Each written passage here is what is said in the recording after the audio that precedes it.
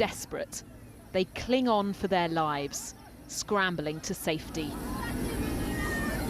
These pictures released by Iraq's Ministry of Defence show the rescue of just some of the thousands of refugees forced into the mountains of northern Iraq by Islamic State militants.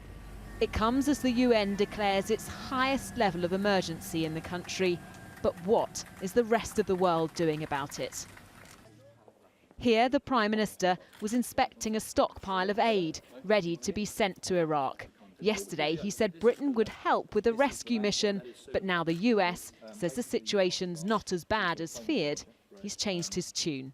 I think it's good news there are fewer people there and they're in better condition than expected. What our plans need to do is make sure that we've got the assets in place to help out in the right way, and that's why last night one of our tornadoes was gathering information about the situation. It's why it's important that our Chinooks are in place and available if needed. Our plans need to be flexible enough to respond to this situation.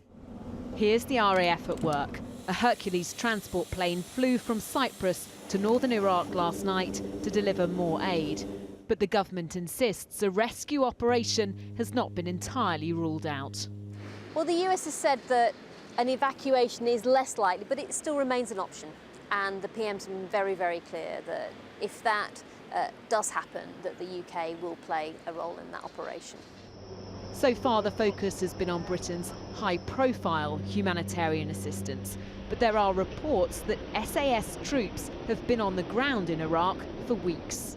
My understanding from different sources is that we've been in with the US, advising and guiding from the most special forces military perspective.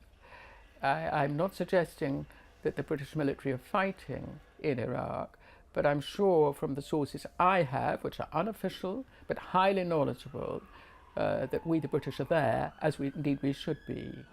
Across Iraq, the UN now estimates that more than 1 million people have been displaced as pressure mounts on the international community to tackle this crisis.